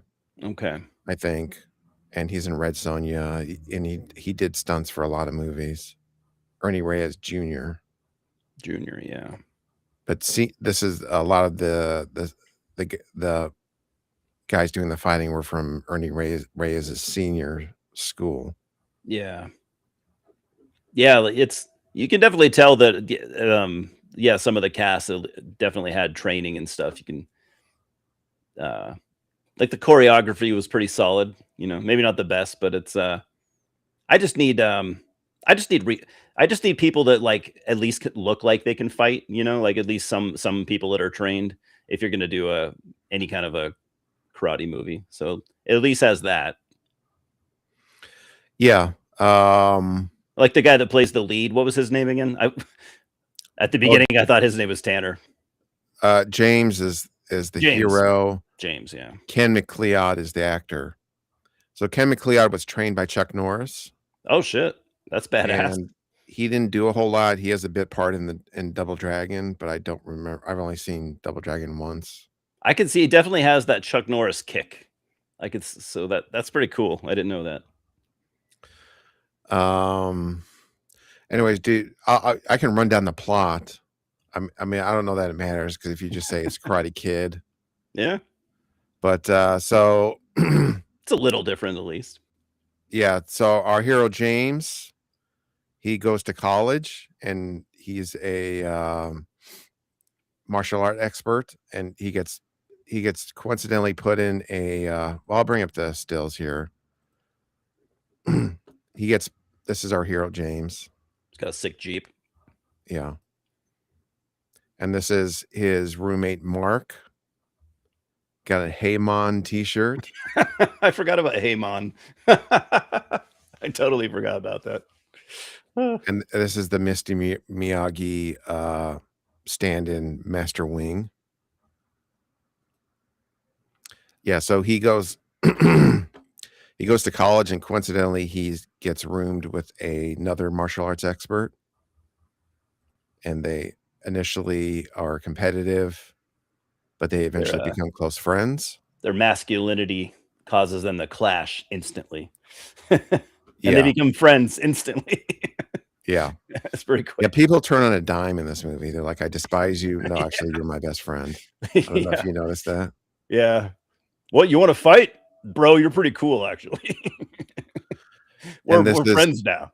this is Mark D. Williams. He had a bit role as a homeless guy in Lionheart, Oh shit. and his claim to fame. Do you remember the video game Pit Fighter? That Yeah, was for the Sega Genesis, I think. That was well, it was originally an arcade game, Oh, okay. Midway, and it was a precursor to Mortal Kombat because I think it was the first fighting game where they had digitized actors. So, Mark D. Williams here actually played Ty in Pit Fighter. Wow, that's awesome. So the black guy in Pit Fighter was played by this guy here That's way cool. in the sick half shirt. Yeah, immortalized in Pit Fighter. And so basically, Mark is going to be wants to win a tournament because he's going to win 25 grand and he wants to start a karate school for underprivileged children. So these are both just squeaky clean good guys. Yeah. And this is where they're competitive, where they're using the shelf to put all their trophies and what have yous. There are millions of trophies. Yeah. I love how James has a trophy in like what, every martial art. Yeah, he's like trained. He's like won tournaments in 6 different martial arts. Yeah, pretty serious. And this is the White Tiger Gang. Pretty tough. I wouldn't mess with these guys. Now look at all their black shirts. And Yeah, that guy with the beret. What a dork. That guy's the baddest of them all. And this is where they're training their karate, and you always have to have the kid with the shitty mullet. You're talking early 90s karate school with a white belt, that little bitch. Yeah. So this is the martial arts tournament. 25 G's, man. That was like $1 zillion back then. Yeah, pretty sick outfits. Oh yeah. You have to make sure no matter where your waists are on your shirts, you got to cut part of it off. Yeah. Even if it's just a very little, you want to trim that. You have to show people you're not a fatty. That's how you do it. I only wear the top part of my shirt. Yeah. And so he has a love interest played by Kendra Tucker, and I forgot her name. Who dresses like Chucky for some reason. Yeah. I think she's quite a pretty girl, but the hairstyles and outfits in this movie do not do her favors for the most part. Those bangs are bad. Yeah. So and the mullet's bad too. The Chucky with bangs. Yeah. Doesn't do it for me, brother. So I forgot the character's name. We just call her Kendra because that's her real name. Okay. Yeah, I don't remember her name either. And she did not do much either. Her most notable role was in Danger Zone 3. Oh. Which was a direct-to-video biker movie. I believe that. But also again, like these two at first do not get along at all, and like all of her dialogue, at least for the first half, is all really shrill. Like she's an environmentalist. Yeah. So she thinks about it. She thinks he's just like a jock meathead, and then so like he'll come up to her and be like, "Hey, do you want to have dinner sometime?" And then afterwards, I can fill your boobs up. And then she's like, "What about the ozone layer?" Yeah. What is how is that going to help the ozone layer? And the pandas are dying. It's like these two people cannot have a conversation with each other. Filling up my boobs is not going to save the pandas. It's literally not. Yeah. So that's and then and I'll get to the twist in that relationship, but this is another outfit. Oh my god! Looks like a KFC uniform or something from the 80s. Yeah. And this was a weird thing where Master Wing he grabs the white tiger gun and Like sticks it in a sticks it to a tree. tree. Yeah. Was that tree sap or something? I couldn't understand that. I think it's stuck in. It's actually stuck in the tree. Oh, I okay. guess the idea is that you wouldn't be able to pull it out, so it diffuses the gun. Sure. Or my other thought was like, is he creating like a Sword in the Stone scenario? Like Only I can. whoever can pull the gun out is a master at guns now. Yeah, that could be. But they don't go back to it. It lives there forever Yeah, until a little kid finds it and brings it home. yeah. Maybe why no one's ever heard of this movie is that it was a little late in the game for this type of '80s thing. Yeah. Yeah, I guess it was. What year did I can't remember what year did Karate Kid come out? 84, I think. 84, yeah. Yeah, 91, I don't know. 91 you could go with a movie like this could kind of go either way, but Yeah, I guess once you got to like 93, then they would be yeah. DOA with this Yeah. type of plot. Yeah. And But then, James isn't wrong. If this came out in the 80s, it would at least probably had a better shot. yeah. Yeah, Simon, that's why I said when Tom mentioned that game, I was like, "Oh, Sega Genesis," because that's what I played it on. I didn't know Yeah, it was an arcade game. I remember Pit Fighter being not very good, but the arcade version was definitely better than the Genesis version. But I Yeah. remember when that came out in the arcades, that was like a pretty mind-blowing thing. I actually don't remember it in arcades for some reason. I must have just walked by it because I was definitely there for I was there for Mortal Kombat and Street Fighter 2 and stuff. Yeah, so this might have been like '89 or something, but I remember Okay. like just it being a big deal in the arcades. Yeah, I was probably just a little, I guess, a little too young. But you would think '89 they would have kept it around for a couple years. I just didn't see it. Yeah, but the game itself was not very good, but it had that. It was also like the other game like that was Dragon's Lair, the Oh animated yeah, game, that was a fun game. where that just blew people's minds. I don't think it was that the original arcade version. I don't think was that fun to play. I played it on my probably not in the arcade. I played it on I actually played that on I have an Xbox that's like modded and it has that on it. It's pretty fun. Okay. Yeah. Yeah. So like James gets hit like his leg broken or something, and then Master Wing shows off his acupuncture skills. Cracks it back into Yeah, place. I didn't know you could. I thought acupuncture was just like if you had a bad back, it helped a little bit. I didn't know like you could heal compound fractures with it. I don't think you can. I thought, yeah, pretty sure not. Pretty sure not. But Another that is a trope of the '80s and well before that even where it's like the Asian characters in movies had all kinds of abilities, like mystical abilities, and they could heal you and yeah. Yeah, again, unfortunate hair and outfit for Kendra. Yeah. It's better, still pretty bad. Some pretty impressive. This guy for Master Wing for like a portly sort. He's Yeah. pretty impressive flexibility. Yeah. Yeah. Look at And I mentioned Sammo Hung. That Sammo Hung is like the ultimate like nimble fat guy. I feel like this guy could have maybe he was because he worked as a stunt coordinator. Yeah. The actor that he would have been a good stand-in for or stuntman for Sammo Hung. He would. And one thing I think that does work legitimately well is like all these like random training sequences that you get with this sort of movie. So Oh yeah. he They're has them, mandatory. You got to have them. so he has them like, but it's not all the typical ones that you would expect necessarily. Yeah, like training in the jungle and Yeah. yeah. So he has him try to spar on an ice rink and he's sliding around. And but the thing is like the actor Barefoot on the ice rink. I thought like he does come across as a big pussy, this actor. I don't know if you thought that. Yeah. He's a dork. Yeah. And like this, like they're sparring and he catches him misbar. That was funny. Because they're bros.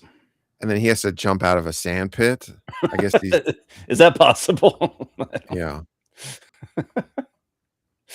I don't think it probably is, but Again, her hair, but like why change her do reperm for every scene? I know I didn't understand that. And it's like worse every time.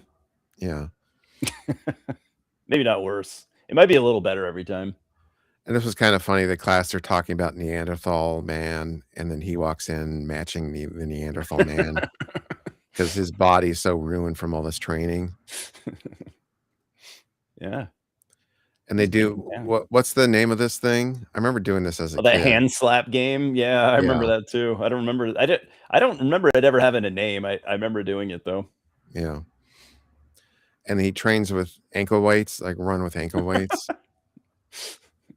I've seen people use those. I guess they're good for something. And he has him doing these weird movements in the park. I guess to gain flexibility. Yeah, sure. And push-ups on the picnic table. Push-ups on the picnic table. And yeah, then, a good training montage is mandatory.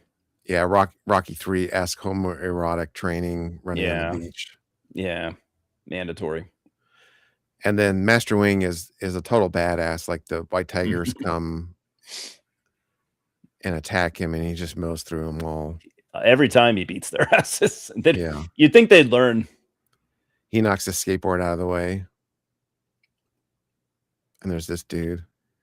The red mesh shirt. He has him like kick a stick or something.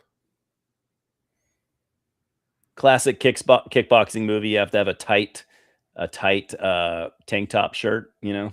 Mm-hmm. And then he explains acupuncture. So acupuncture can be used to heal somebody, but can also used to injure somebody. And this almost ties into Kill Bill in a sense, where you have the pressure points. The 5-point exploding star thing. Yeah. So maybe this movie inspired Quentin Tarantino for Kill Bill. It very well might have. I mean, he ripped off about 100 other movies. Why not throw in another one? Yeah, I mean, a lot of his stuff is just like a stew of his influences. Doesn't mean it couldn't be smaller movies. Yeah, and I think her outfit is decent in this scene. Yeah, it's better than the others. But it's like, so he's reading a book on acupuncture, and this is previously Kendra despised this jock asshole. Yeah. Violent maniac. And then now she's falling in love with him because he's reading about acupuncture. Well, all he ever does is hit on her. Like they can't have like a conversation. He just goes directly to like coming on to her. Go out with me. James has good recall that the dummy is named Eric. Ah, okay. He looks like an Eric then, huh? And I was thinking, like, is it like she's half a hippie, so she thinks acupuncture is like, I don't know, hippie-ish? Yeah, like or something. Is that the idea? Cool. Probably. I think acupuncture has always had kind of like a cool, mystique behind it. Like, ooh, that's some high advanced stuff. I have heard like mixed things about it. I know Simon said it didn't work for him. I've heard that it has worked for some people for certain things. I've never done it. Yeah, I've never done it either. I don't want anyone poking a bunch of needles in me. Like, I don't like it. This is I did not think about this, but now he's like reading and not hitting on her anymore. It probably helped. That's part of it. Yeah. That's a good point. Yeah. And they go on this pretty awesome date where you the sledgehammer, the thing that hits the bullshit. If you go on a date with a girl, you have to show her your sledgehammering abilities. Yeah. And that birds like you. Yeah. Like, and yeah, like goats and kangaroos. Like, what kind of place is this? yeah. Like, what's the theme behind it? Every animal that exists. It's a carnival with the zoo hybrid. Yeah, I want to hold a kangaroo, one that didn't fight me. These slides were I remember doing these. Yeah, they're fucking brutal, those things. Yeah, but they're really dangerous. Yeah, I know. I'm pretty sure kids like have flown off of them and shit. Yeah. Or you just knock into the person in front of you. Yeah, I was always scared of it when I did these things. Like, oh, you'd get going like 30 miles an hour. But do you think these type of rides exist anymore? Or they were I doubt it. would I never imagine see they were them. probably outlawed. Yeah, I don't see them anymore. I remember as a kid, you would just take one look at one of those things, and you're like, "That's dangerous." You know, like there's no question in my mind that's fucking dangerous ride. Yes, yeah, you and Triple H. You just got to have it with you. That way, you don't want to need it and not have it. What do they say? It's better to have it and not need it. Yeah. Yeah, sledgehammer. And I like this, like, he pretends to like kung fu her, and then That's gonna work. and then she kung fu's her back. But Mhm. previously, she's like, "I can't stand violence. Kicking people, that's disgusting." She So knows a little bit too. So she's warming up to it, and we got some boobs. Yeah. Little hot tub boob. More another hairstyle. Another hairstyle, more normal this time. And this is yeah, so in that mall fight, coincidentally, Tanner and Mark, they both break their arms, Yeah. so they can't compete in the tournament. So Tanner gets a stand-in, which is this big galoot here, and then James takes the place of Mark. Mhm. And then Tanner's a little bitch. yeah. So yeah, you see the focus. Oh yeah. You don't break it. You don't break that focus. And there's this I like this fat guy. The random fatty, you're like, what are you doing here? He's got a black belt. Oh, that's true. Yeah, but it's black belt from an eating competition. He just brought the black belt that he had at it's home. hot dog eating. He's a hot dog eating black belt. Yeah. Still a black belt. That's true. And I love this karate tournament. It just seems like it's to you either knock your opponent out or they're maybe dead. It's not like how they do them, really, you know. Yeah, there's It's not like a typical points yeah, match, no, you there's know. no point system. It's like just if Beat the he's fuck not out of him. moving anymore, then I assume you've won. That's the refereeing. Yeah, you get 100 points for knocking their ass on the ground like that. This is pretty cool. The red and the red and the white. That's kind of like I got a little Street Fighter vibe there, Yeah. like the Ken and Ryu. More great evil acting from Matthew Ray Cohn as Tanner. Yeah, still being a badass even though he can't fight. Yeah, just dead bodies lying around. This is like at a high school gymnasium. Yeah. Just fight to the death. Yeah, did I ever tell you about I did a wrestling meet in high school? I don't know. I don't remember if I told this story on here. But where they had a bunch of matches going on at the same time, sort of like this. Mm-hmm. And In wrestling, yeah, they would do that. Yeah, and I got knocked out in my match. I got DDT'd. Oh shit! Knocked you out? Yeah, I got DDT'd, and the referee was not paying attention apparently. He was looking at the other 3 matches. Yeah, and then so the guy pinned me while I was unconscious after a DDT. You're like, it didn't count. I was unconscious. Yeah, that's oddly a good point. Tanner has the best cocaine jaw. It's pretty impressive. Yeah, I don't know what cocaine jaw is, but I agree 100% with that statement. I love the sound of it. Yeah, I want one myself. All right, Mark. All right, the jeans and fanny pack. Oh yeah, the stonewash jeans. Yeah, stonewashed with a fanny pack. Yeah, that was the look back then. I'm pretty sure. It's a pretty sick logo, white tigers. Dude, you'd wear that on a t-shirt. Yeah, it'd be like, and you would tell people, dude, New wave of British heavy metal. If you're into that shit, White Tigers. Yeah, the White Tigers. They're better than the Tigers of Pantang. Yeah. And of course, there's the final battle. Can you do an armbar in a karate tournament? That's a good question. I thought that was more. Is that jujitsu?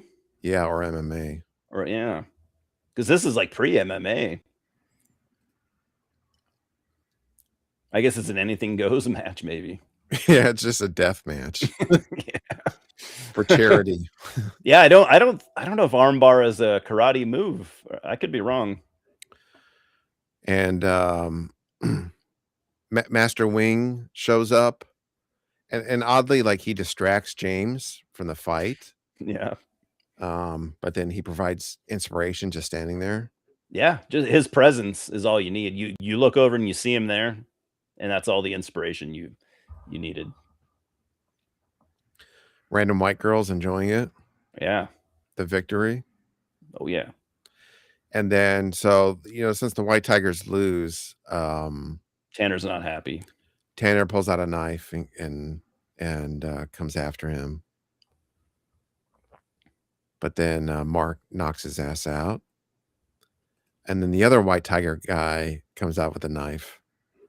It's like, why did they do it twice, So when were the White Tigers entered in previous tournaments where if they lost, they would just have them bum rush the match? Yeah, that was the plan for the beginning. Guys, if we lose, we're not going to lose. So don't worry about it. Yeah, we're just going to stab. We're winning this fight no matter what.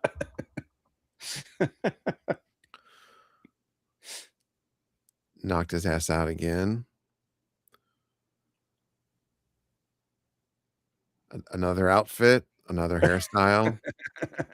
She's got get her is that a denim shirt? No. Darn. Eli, have you ever worn khakis with a tank top? No, I don't think I'm from Florida enough to do that. Like, is that like a Florida used car dealer wears khakis with a tank top? Yeah, I picture he's only missing like suspenders also, and then like a bowler hat or whatever. Mm-hmm. But weird look regardless.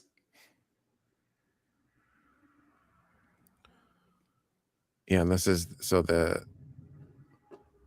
what does it say? I can't read it from physically, mentally, spiritually with good character. That's their creed. Yeah, and there's a lot in this movie about, Kung Fu was about personal spirituality and development and not about hurting people and not about making money, certainly. Yeah. Yeah, it's supposed to be it's an art form. So this is the awkwardly named Wing and Mark's School of Martial Arts. Wing and Mark's. Yeah. Like they couldn't come up with a better name. Just Wing and Mark. Yeah, Wing. It sounds like Mark is being winged. Yeah. Actively. That's how I take it. We're winging Mark. Yeah. It's not great.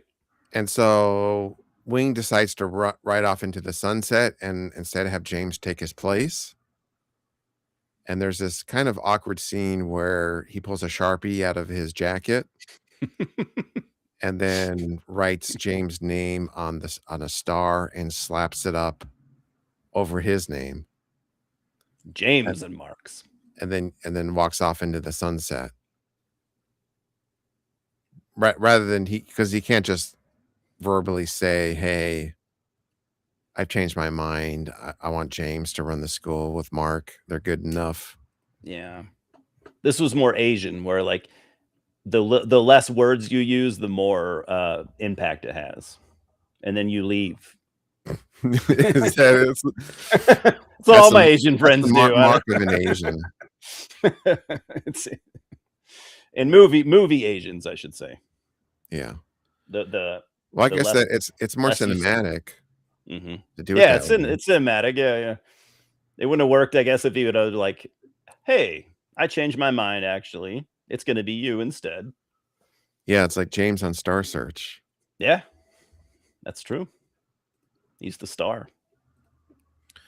All right. So overall, what did you think of College Kickboxers? I thought it was fun. You know, I'd probably watch it again someday. It's not like oh, I'm never watching this again. You know, like it was fun. Yeah, I mean, it works, like, it works as a low budget Karate Kid movie, but then it's Yeah. also just, like, you can tell, like, there's a little bit lost in translation with the dialogue, like, some of the dialogue is funny. Yeah. No, it is. Yeah. But the fight scenes are fun enough. And you know, it's cohesive enough as a movie. Uh for like I wasn't really bored watching it or anything. Yeah, but the reason why I picked it was the Tanner, performance. Yeah. That That's that blew me that, away when I that saw had to this. be seen. Also, Yeah. was looking for this movie a while back. I don't remember if so I was looking for it on YouTube and I don't know if I just didn't see it, but I couldn't see it and then I was looking again today and I noticed there's a channel. I'll pull it up real quick. But there's a channel of this guy that uploaded it, the full movie.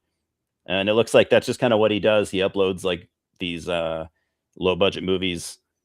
Let's see, the channel is called Orbital Bacon Bits. Oh, yeah. And he uploads lots of like 80s. And he just uploaded this 7 days ago, the college kickboxers.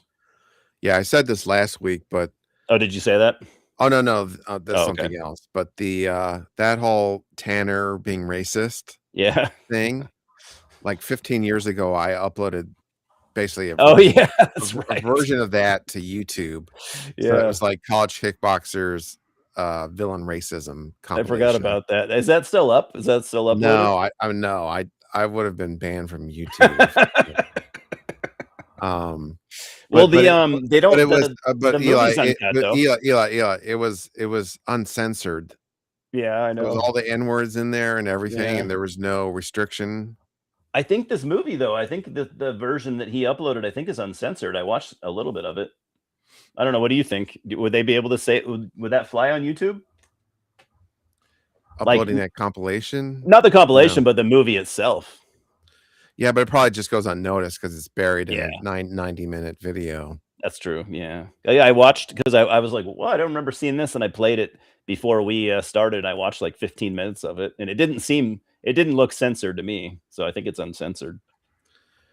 Yeah, So if anyone wants to watch it, there you go. it's It's right hard to on censor YouTube. something nobody pays attention to. Yeah.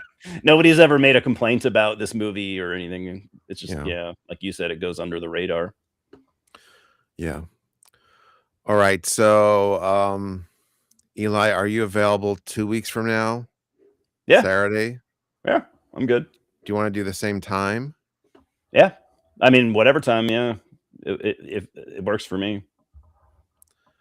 Yeah, so we'll do 5 PM again. I do like that's, like, sort of ideal for me Okay. anyways. We should probably like changing the day on occasion is probably fine, but we should probably at least as the start time, we should probably try to keep that to the same time. That way we don't throw people off or whatever. Or if we Yeah, start like one week at, an hour later or an hour before. And yeah, I'm not saying we need to form a hard rule or anything, yeah, but yeah. yeah, yeah, I agree because I think it's easier to adjust to the day than it is to the time because there's also people doing math, Yeah. you know? Yeah. For me, it would be if I was watching, that's what I'd be the guy that would show up late or something or Yeah, so, we're gonna cover another obscure movie, Elves, about Nazi, elves taking over the world which I didn't know about either. from 1989, I think. Let me see, I have the Is it American? yes, it's a direct-to-video Wow. piece of shit starring Dan Haggerty, but I believe it's a intentionally funny, like a John Waters-y monster movie, Cool. and, it's only ever been released on VHS, oddly enough. Oddly enough. So far. Yeah, so far, it is on YouTube, so there might be the, other I do have a VHS bootleg somewhere, but I still have not organized my VHS collection, so, I rented it and then made a copy of it, Oh yeah. um I remember growing up, I had my buddy and his mom. they would just do that religiously. They had their 2 VHS players, and they would rent like 3 movies at a time and just rip them, or copy them to another VHS tape. Yeah, people sometimes just call this a bad movie, but I think it's like intentionally funny, like in a intentionally campy John Waters way. Yeah, not like just bad, but yeah, good, bad. Well, that they're intentionally making it humorous in a campy Yeah. way, Okay. but Yeah. it's super low budget. Yeah. They're not working for Santa anymore, and they're just They shitty puppets. they were working for Santa until they became Nazis. Like, Santa, we quit. Yeah. We're gonna go work for Hitler now. He pays better. Yeah. Hitler does pay better. Yeah, Santa. I've heard Santa's not really as good as a good of a guy as we think that he is. He pays his employees real shitty, and no dental plan probably. No, I mean, yeah, that's a real problem if you're talking about Christmas, because you got all that Yeah. Christmas candy. You Yeah. need a dental plan. Yeah, cavities every year. These poor elves. Yeah. Anyways, maybe we can talk about Christmas movies or our favorite Christmas movies or something related, since we'll be close to Christmas at that point. Yeah, it will be. Hell yeah. If you want to, and Yeah. hopefully, I have that stupid joke video I want to play when both Scott and Simon are here together. James, is that a I'm gonna call it right now. Is that a Seinfeld quote? Santa's a commie. The one with Kramer, and Kramer's becoming open-minded to communism as he's playing Santa in the mall.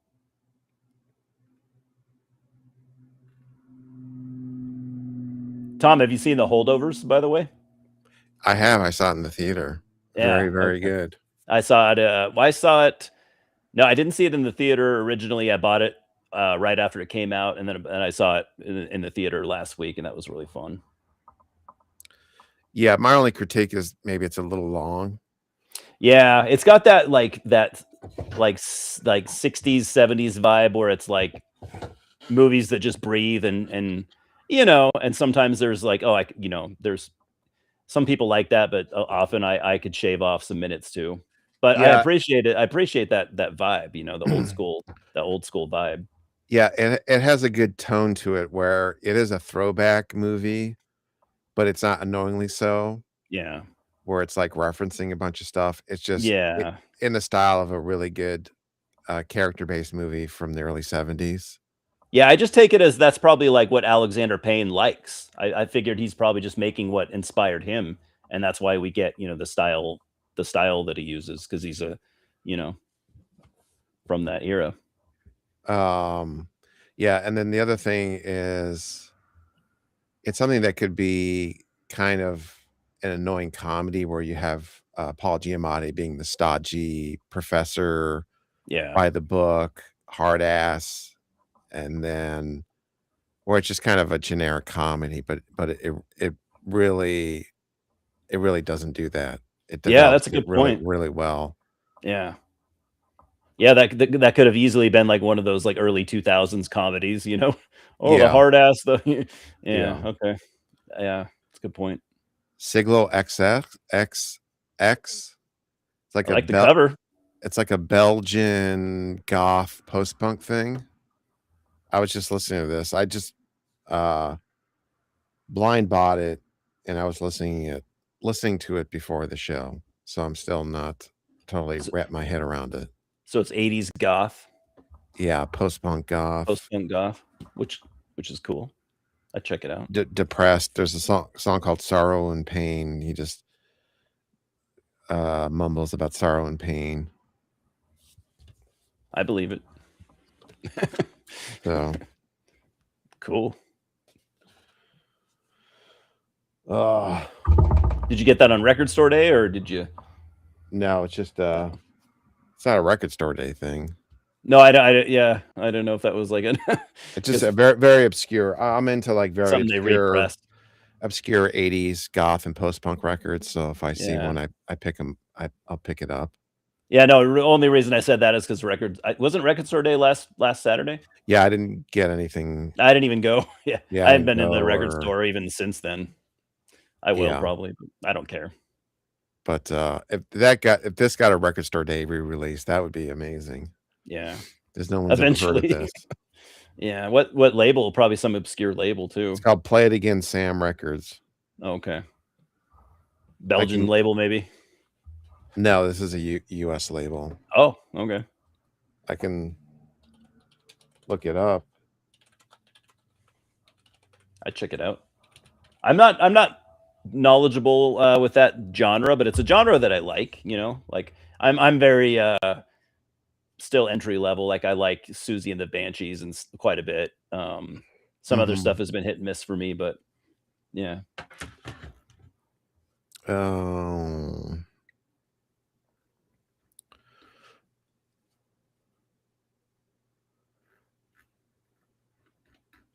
Oh, I like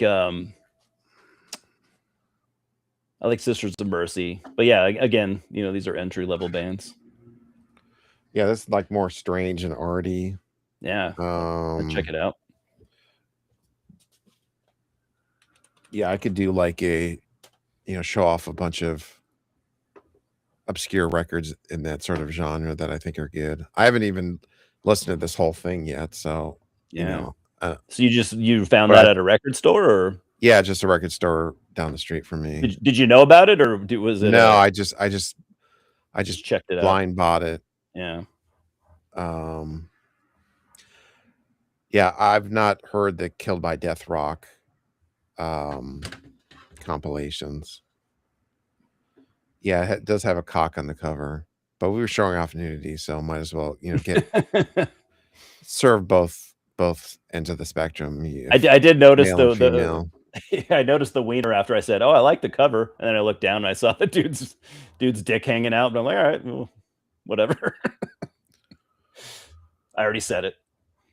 Yeah, I don't know what this, but it's a Belgian post-punk goth rock band from the 80s, and they have various albums. It looks like a couple albums, 3 albums, 4. But I was not familiar with them at all. Yeah.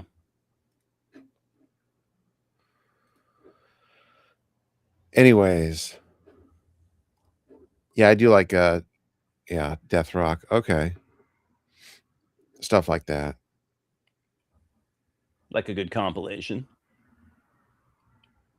Good compilation to get me some recommendations and all that. All right, so in 2 weeks, 5 p.m. Eastern, Nazi Elves. Or Elves. I guess it's just called. It's just called Elves. 1989. It is on YouTube. I'll watch it there. Yeah, and that's it. Do you have anything else, Eli? I don't think so. I'm going to see the Kill Bill in about 2 hours. So that'll be fun. So let me know if you think there's any added dialogue. I'll try. I don't know if I'll catch on to it though. Yeah, if you happen to notice in the what's his name, Pai Mei. I did. I mean, I did rewatch it. Like it wasn't that long ago, so I might. Like I rewatched it. I think, like I told you, I think it was like a year ago, and that's when I like really resonated with it. So maybe I'll try. I'll pay attention to that, and then when I come home, I'll put on that scene maybe of my DVD and see if I can notice any differences. Okay. I actually still have the standard. Yeah, I think I just have the standard DVD. Kill Bills. Well, I have nothing now. I have. Yeah, you have shit. I have Kill Bill coasters. Yeah, you have a placeholder on your shelf. Well, to be fair, they have been putting out new versions of those movies. Yeah. So yeah. I mean, not that we need to rebuy everything, but there's probably something cool, and maybe they'll put out this Whole Bloody Affair on DVD and 4K. Yeah, I've heard it. It is. Rumor is that it is coming out in Blu-ray and 4K from Lionsgate. Yeah, I'll buy that for sure. In a world of Tanners, be a James. This is a perfect ending. See, and when your name is James, it's even that much more sweet to be able to say. Instead of running around beating people up and yelling the N-word, Yeah. save the children Yes. instead. That's a much better Teach the path. kids how to fight. Much better path in life. Teach the kids how to beat people up. Yeah. Teach a kid how to beat up a racist. Yeah. And then they will teach others. And then when you think about it, you might be onto something. We'll have world peace. Before you know, there will be like 50 karate gyms in every town. Yeah. In every strip mall. Yeah. All right. Thank you guys. Have an awesome night. Thank you, Eli. Hell I yeah. appreciate it. Hell yeah. Have a good night. See you, dudes. Midnight is hungry.